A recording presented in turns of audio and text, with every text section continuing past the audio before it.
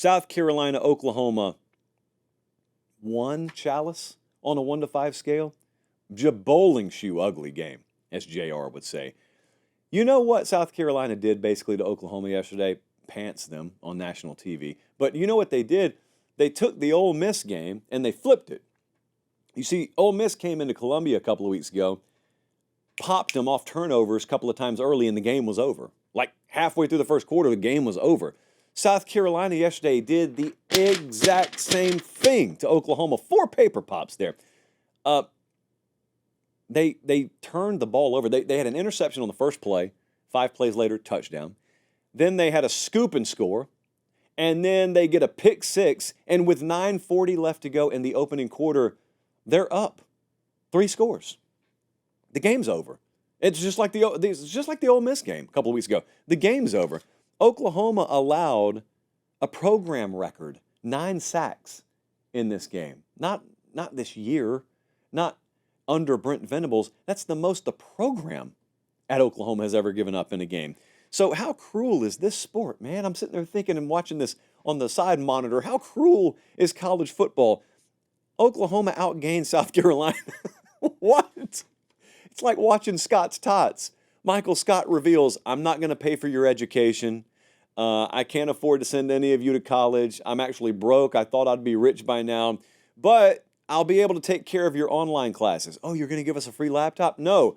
I'm going to give you a free laptop battery. Oh, mass chaos, mass chaos. Wait. They're lithium. Outrage all over again. This is kind of like reading the Oklahoma box score. Oklahoma outgaining South Carolina in this game is the Michael Scott equivalent of, I'm going to give you a lithium battery. Because that's the biggest bad luck stat, which is the opposite of a padlock stat that you could get. Also, Oklahoma had more first downs. They ran 15 more plays. If this is any solace, it's not. Because since I got to the office today, Oklahoma has fired Seth Luttrell as offensive coordinator. A move that was inevitable. So I guess Brent Venables decided, so I don't completely lose everything and this team runs off the rails and destroys the town down the cliff. Let's go ahead and do this now. How they tried to block Stewart and Kennard early in this game was like coaching malpractice. And you know your boy here doesn't get into the X's and O's because I don't think I'm qualified to do it, more so than a coach is. But I watched a couple of plays in the opening drives of this game, and I'm watching, in some cases, I think I saw a tight end, one-on-one with like Stewart and Kennard, who are some of the best pass rushers in the league. Child abuse. Never should those guys have been put in that position. So Shane Beamer had a little quote in the postgame. And I want you to think about something. I'm going to have Director Colin tee it up in a second, but I want you to think about what we talked about with Kirby Smart a second ago and why guys get paid a bunch of money. Why some guys are cut out to be head coaches and some guys are cut out to be coordinators, and it's not always their football knowledge, but it's just the ability to get a collection of individuals to do something. This was Shane Beamer after this game.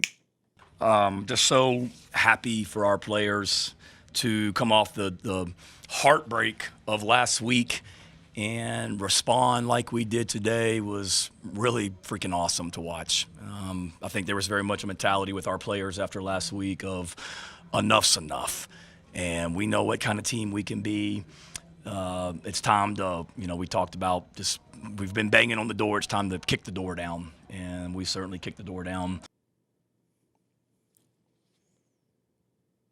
That's so commonsensical, right? Yeah, enough's enough. Everybody can say that. Everybody feels that way when they've lost. Can you get a group of people, can you get an organization to collectively embody that? Because that's really your job as a head coach. You hire, you recruit and fundraise, and then you've got to get a building to embody a mentality. And if you can do those things, they'll pay you millions of dollars to coach this sport. Most people can't. Most people can't do all 4 of them. So Shane Beamer got his guys to play at that kind of level. They went to Tuscaloosa, had their hearts ripped out, go right back on the road the next week and rip someone else's hearts out. Oklahoma is not FSU level bad, but it's not far from that. Like if I were to scatter plot all the data points that history has shown us, FSU is off the chart completely. There is no correlation. Like there's no comparative data point that I ever remember being anything close to what FSU is this year. Oklahoma's kind of off the chart as well. Getting to 6-6 for this team would be a massive overachievement. Their total offense is 128th in the country. They just fired the coordinator this afternoon. I mean, I had one of my buddies text me and say, boy, Oklahoma wasn't ready for the SEC, were they? They'd suck in the Big 12 this year. This is very little to do with the SEC. It's just Oklahoma, as far as this year goes, imploding in on itself. Injury has done them no favors, but as made obvious by the coaching move earlier today, it's a whole lot more than just injury. And I don't know if you guys have noticed this. The guy who was the coordinator there last year was Jeff Lebby.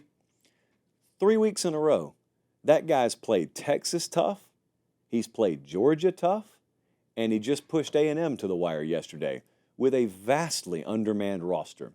So they had a really good coach there that they are trying to backfill for, and they did not do a good job of it. That's the long and short of the situation there. I'm not talking hot seat with Brent Venables. I'm not even doing it. That is not what this show's for.